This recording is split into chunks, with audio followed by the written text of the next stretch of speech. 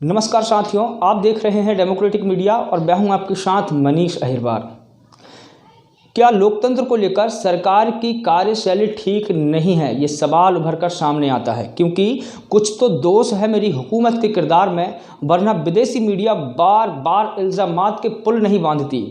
क्या सत्ता की नेक नियति ठीक नहीं है?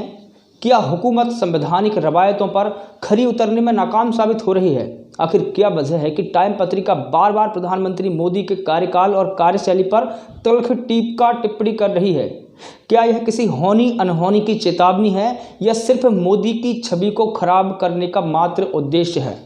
वजह जो भी हो, लेकिन एक बात तो साफ है कि इस तथ्य को नकारना मूर्खता ही हो सकती है कि मोदी के कार्यकाल में साल दर साल में भारत के लोकतंत्र की स्थिति काफ़ी कमज़ोर हुई है।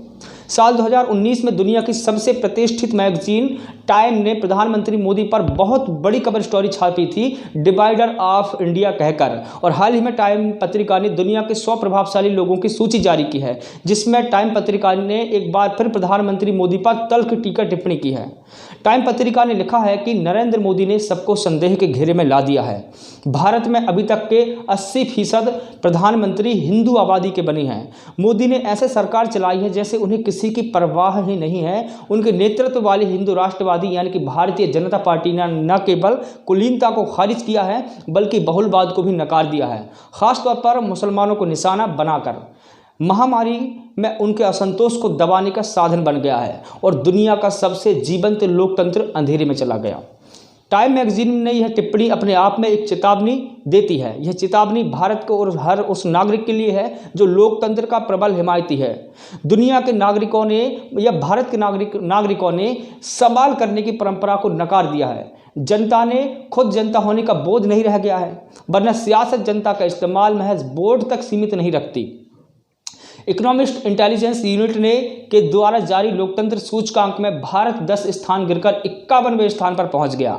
ऐसे में सवाल है कि आखिर भारत के लोकतंत्र में साल दर साल गिरावट क्यों आ रही है? इसका जवाब भी इकोनॉमिस्ट इंटेलिजेंस यूनिट की रिपोर्ट में शामिल है। इस सूचकांक के अनुसार भारत की रैंकिंग में गिरावट का एक प्रमुख कारण असम में राष्ट्रीय नागरिक रजिस्टर के लागू होने के कारण 1.9 मिलियन व्यक्तियों को इससे बाहर होना है। इस रिपोर्ट में अनुच्छेद 370 और 35A दोनों को निरस्त करने की चर्चा भी की गई है और कहा गया कि भारत सरकार ने जम्मू कश्मीर में बड़ी संख्या में सैनिकों को तैनात किया, विभिन्न सुरक्षा उपायों को लागू किया और स्थानीय नेताओं को घर में नज़रबंद करके रखा, जिनमें भारत समर्थक व्यक्ति भी शामिल थे। यह तो वो कारण हैं जो इस रिपोर्ट में दर्शाए गए हैं, लेकिन कुछ और भी कारण हैं जिन्हें नज़रअंदाज नहीं किया जा सकता, जैसे कि मुसलमानों के साथ में मॉब लिंचिंग बड़े पैमाने पर हुई, दलितों के साथ में जातिगत भेदभाव बहुत बड़े पैमाने पर हो रहा है और आज भी बदस्तूर वह जारी है।